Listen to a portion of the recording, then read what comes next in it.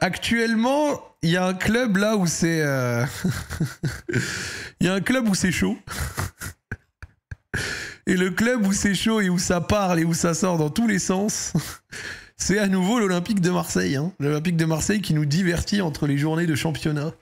Avec les sorties presse interposées, Rabiot, pas Rabiot, la maman, pas la maman, la violence inouïe, Benassia et compagnie, c'est... Oh, c'est chaud, hein. C'est chaud. Ces derniers jours, ça ne fait que de repartir dans tous les sens. Pablo Longoria et Mehdi Benassia ont un costume trop grand pour eux, selon Véronique, la bonne vieille Véro. Dans son interview à RTL, Véronique Rabiot, la mère et agent, a vivement critiqué les responsabilités de Longoria et de Benassia, directeur du football. Au lendemain des prises de parole de Pablo Longoria et Mehdi Benassia, bon logique, elle répond, hein. Véronique, mère et agente d'Adrien, à son tour lâché ses vérités. Vous pensez qu'ils sont sérieux ces gens-là quand ils parlent de respect de l'institution? Le président, on l'a entendu la saison dernière, hurler devant les caméras corruption pendant je ne sais combien de temps. Monsieur Benassia, il a eu la maille à partir avec les arbitres et il a été suspendu. Si quelqu'un ne respecte pas le club, qui exactement? C'est vrai qu'elle est allée cash, hein. D'après elle, l'altercation est un épiphénomène qui n'aurait pas dû sortir du vestiaire et ce n'est pas sans raison que ça l'est. Quand j'ai su qu'Adrien était suspendu, j'ai parlé avec lui et je lui ai dit que j'appellerais M. Benassia le lendemain matin, mais il a refusé de me parler, a envoyé un message pour me dire que le secrétaire général allait me contacter. Ce qui a été fait pour lui dire qu'Adrien était sorti de l'équipe. On comprend rien à ce qui s'est passé, j'ai cru qu'un immeuble me tombait sur la tête, on a tous été très choqués. Véronique Rabiot évoque un prétexte pour vendre son fils. C'est très clair, il n'y a pas besoin d'avoir fait HEC pour comprendre, bien sûr qu'il mente. Et d'ajouter sans relâche, vous croyez qu'on peut maltraiter les gens de cette manière? J'ai mal pour Adrien avec tout ce qu'il a fait pour venir à Marseille. Il n'est pas en colère, Patrice, mais très déçu. Monsieur De Zerbi parle de trahison, mais c'est lui qui a été trahi, c'est Adrien. Elle défend son fils, logique. La trahison est de leur côté, pas d'une autre. Je ne m'attendais jamais à vivre une situation pareille. Je croyais qu'on avait vécu le pire avec le PSG, mais je me suis trompé. Sans l'OL, personne ne croit à la version de l'OM. Les gens qui connaissent bien le football savent que c'est une version erronée, la vérité ailleurs. Avant de décocher une dernière flèche, prendre une décision comme ça qui est complètement lunaire, c'est aussi déstabiliser l'équipe, ne pas réfléchir, anticiper. Je pense vraiment que le président et le directeur du football ont un costume trop grand pour eux. Ils n'ont pas le profil du poste, ils sont dévorés par leur orgueil et leur ego surdimensionné et sont incapables de contrôler leurs émotions. Bon, après le contrôle d'émotions, a priori, quand on parle de bagarre, son fils aussi a du mal, hein. mais ouais, forcément, elle sort pour défendre son fiston. Et pour aussi dire des trucs que je trouve pas inintéressants. Hein. Je trouve ça pas inintéressant ce qu'elle dit. Il y a quand même un truc qui est pas clair sur cette histoire. C'est que t'as à la fois des gens qui nous parlent de jamais vu dans un vestiaire, de bagarre, de 2 rounds, de 10 minutes, où ça s'est foutu sur des droites de partout et tout. Puis les premières images qu'on voit d'Adrien, Rabiot et de Roux, il n'y a pas une trace sur leur visage, il n'y a rien.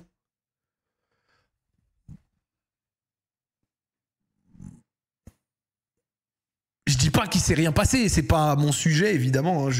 Zach Nani n'était pas dans les couloirs du stade de Rennes pour dire qu'il ne s'est rien passé.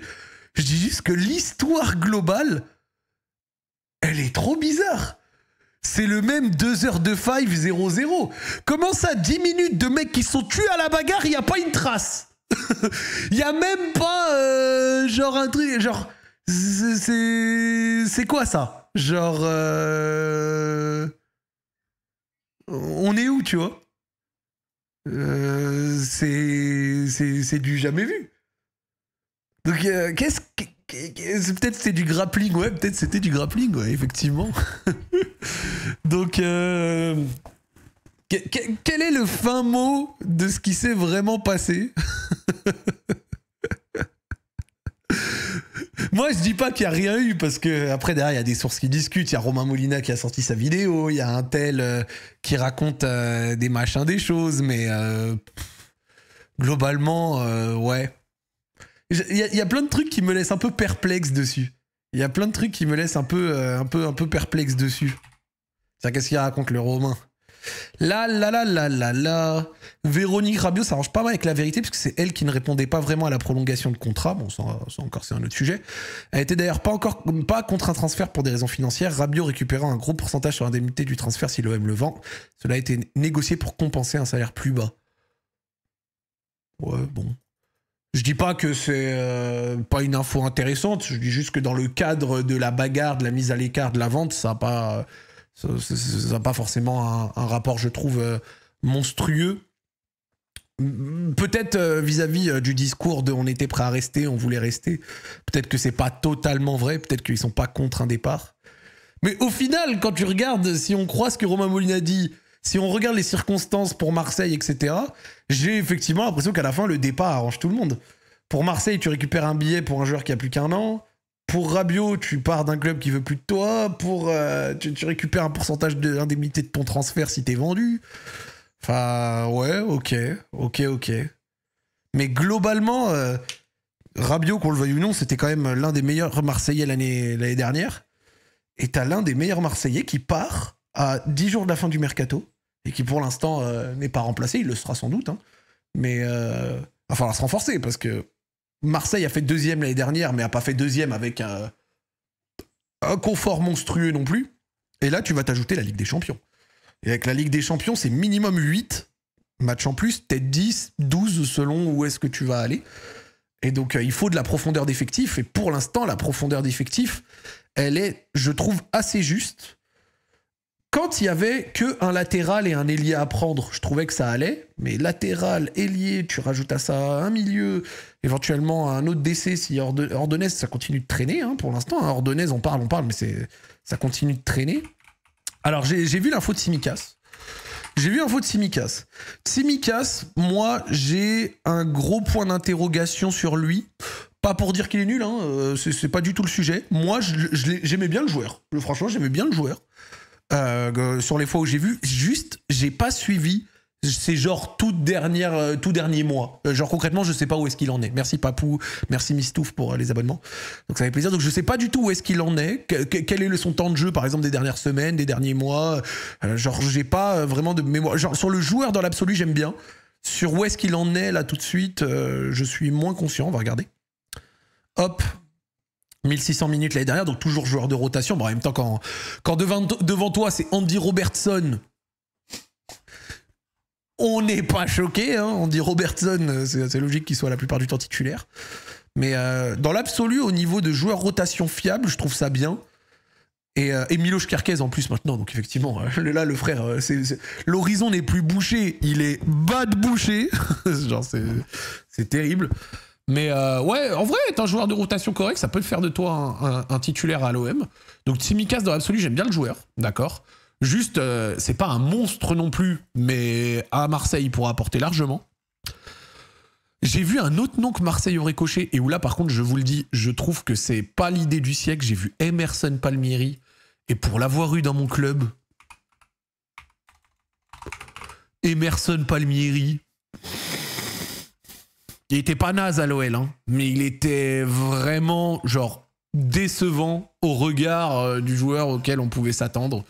Et alors, tu lui rajoutes 3-4 ans plus dans la tronche, venu de West Ham, là, bon, pas terrible.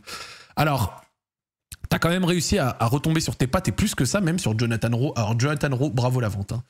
Acheter 16 millions et demi, tu le fais jouer 800 minutes et il repart pour 20 presque avec un petit pourcentage à la revente et tout. Bien vendu et surtout dossier qui s'est fait vite en 2-3 jours. Donc bravo à l'OM en soi pour ça. Mais donc du coup il va falloir passer la seconde sur un ailier gauche du coup je suppose de préférence pour aller derrière Paixão. Puis après derrière il va te falloir boucler Ordonez enfin, on n'en sait rien, pour l'instant ça traîne encore. Le latéral gauche, et donc du coup un milieu pour remplacer Rabiot. Ça risque d'être difficile pour trouver un milieu de la qualité de Rabiot, mais par contre, à côté de ça, il te faut au moins un mec en nombre, quoi, tu vois.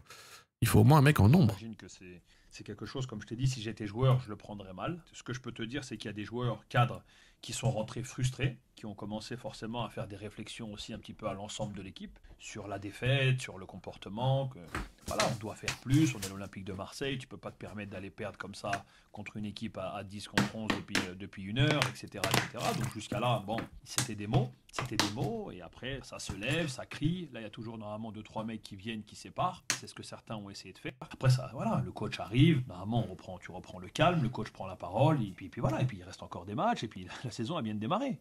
Là non, là on est parti sur affrontement physique, coup de poing, on a un petit malheureusement qui en plus à ce moment-là fait une sorte de malaise vagal, petit Bacola exactement, qui tombe par terre, et tout ça dans un vestiaire, mais une scène de chaos, moi j'ai jamais vu ça. Ça arrive de monter un petit peu dans les tours, mais tu peux pas arriver à une agression physique, un coup de poing dans la bouche, et machin, et truc, et la sécurité qui vient pour te séparer, mais on est où? On est là pour faire du football.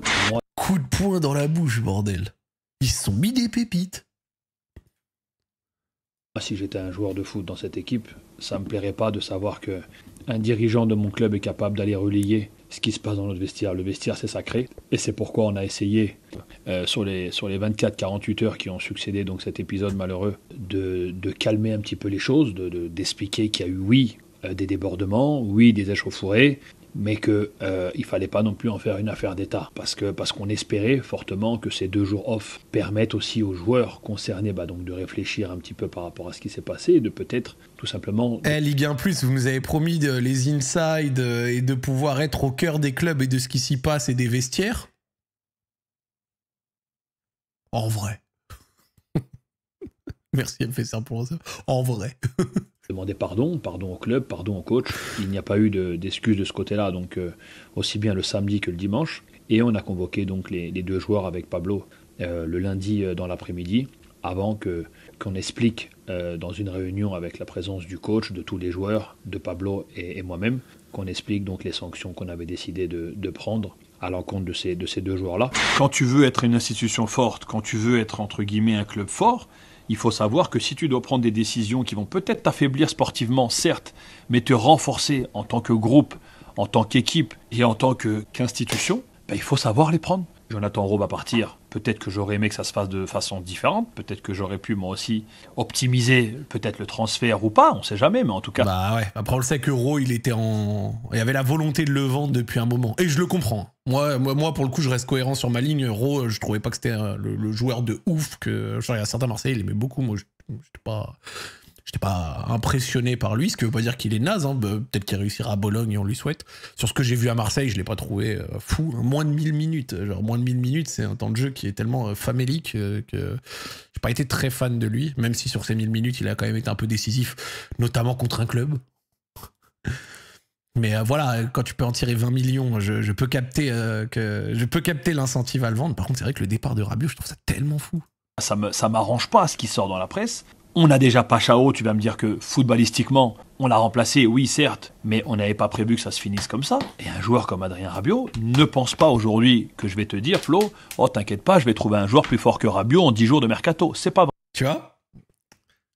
Me dis pas que je vais trouver un joueur aussi fort que Rabiot en 10 jours. Ça peut être un peu dur, hein. Surtout que Rabiot, vas-y, quand il est plus avancé, je peux comprendre que dans un système comme celui de Zerbi, c'était peut-être pas le 10 idéal, mais plus bas sur le terrain, quand t'as un Højbjerg qui par moment peut quand même te faire poser des questions sur son apport, ça aurait pu être quand même correct. Et là, t'aurais pu aller chercher un milieu offensif. Là, tu fais quoi avec ce qui reste dans ton effectif? Tu fais un double pivot avec certains des joueurs qui te restent et après, derrière, tu vas te prendre ton 10 si tu ne comptes pas sur Amin Harit. Donc, tu fais quoi? Tu fais Angel Gomez, Højbjerg, Kondogbia dans la rota et éventuellement un 10 devant. Enfin, c'est vrai qu'en termes de profondeur d'effectif, ça peut être un peu manquant. Je sais très bien le poids qu'a eu Adrien Rabiot sur notre saison, je l'ai dit et répété.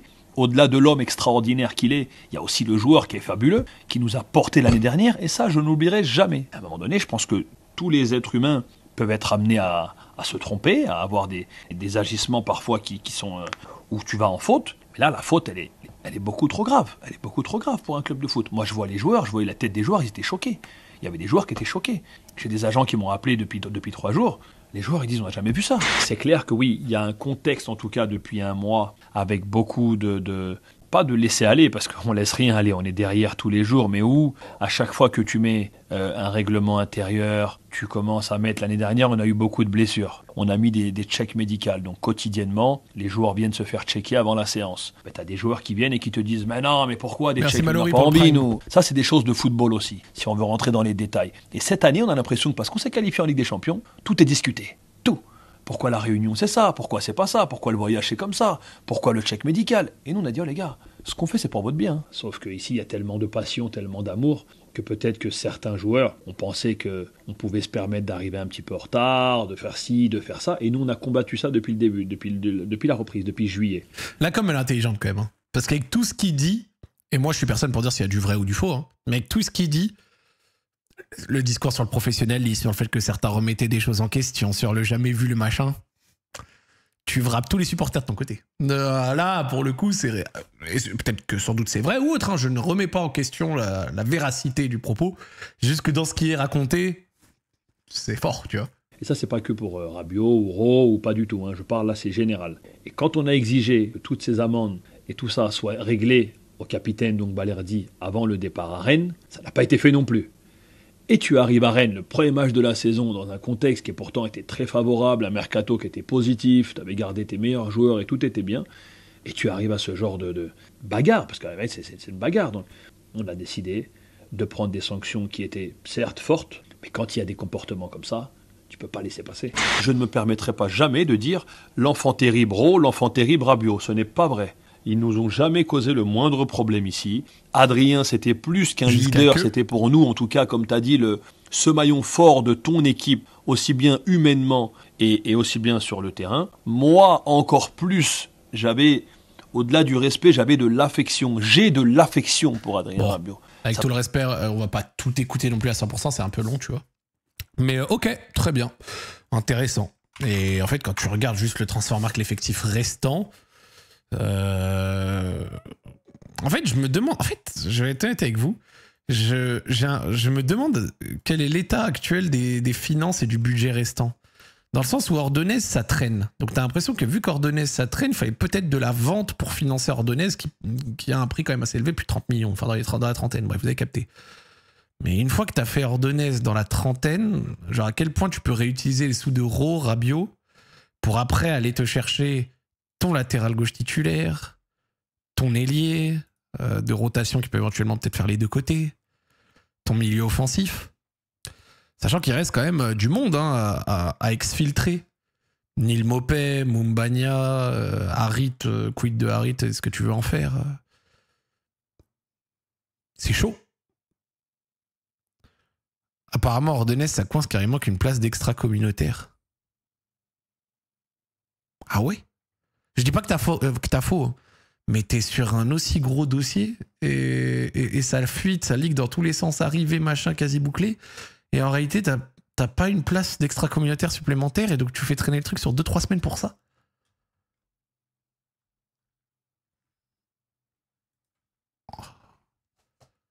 Ah ouais? C'est chaud quand même. Hein. Parce qu'en extra-communautaire, je pense que t'as Greenwood, il est anglais. Ro. Donc ça t'en fait 2. Après, il reste qui en extra-communautaire? Angel Gomez, peut-être. Après, il a passé quelques saisons à Lille. Peut-être que ça compte moins en extra... Ah, Mason, il est à la Jamaïque. Ok, merci. Ouais, nous, à l'OL, Maitland Niles, on lui a trouvé sa grand-mère jamaïcaine ou de je sais plus quelle nationalité. Balerdi, Medina, Egan Riley. Ouais, Egan Riley aussi, ouais, c'est vrai. C'est combien? C'est 4, je crois, les EC par saison, il me semble. Egan Riley, Ro, Paixão, Balerdi 5 ans en France aussi. Ok, bon. En vrai, juste ce truc de l'extra-communautaire, je trouverais ça un peu... Enfin, bon, ok. Je sais pas si c'est vraiment ça qui bloque à 100%, mais vas-y, on va dire que je vous fais confiance. Je vous fais confiance, les gars du chat. Et par contre, ouais, genre pour jouer 2 compétitions, t'as toujours pas ton latéral gauche titulaire. Allez... Unai, il est où là concrètement les gars? Genre Unai, genre il va partir, c'est comment Unai? Genre j'ai besoin de savoir. Donc Unai. Et donc du coup là t'as quoi? T'as Højbjerg, Kondogbia, on sait qu'il joue de temps en temps plus bas. Rabiot va partir. Unai va partir. Bilal Nadir. Angel Gomez. Bacola.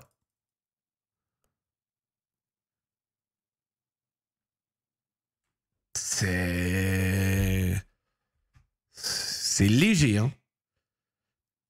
Je trouve que c'est léger.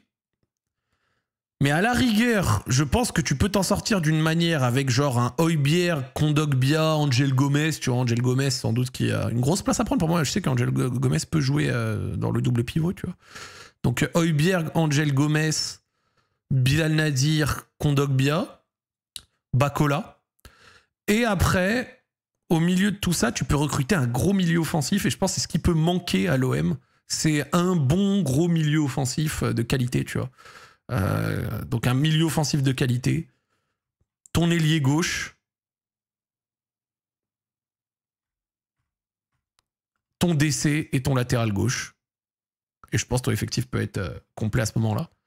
Mais encore une fois, une dizaine de jours pour le faire, c'est particulier. C'est particulier. Ok. Bah, je pense que t'as encore ce qu'il faut pour finir podium, mais avec 2-3 matchs par semaine, il va falloir rajouter du monde. Hein. Donc, ok, intéressant, intéressant. Très, très intéressant. Mais là, le départ de Rabiot, pour moi, bouge tellement de choses que... Waouh. Ça fait beaucoup. Ça fait beaucoup.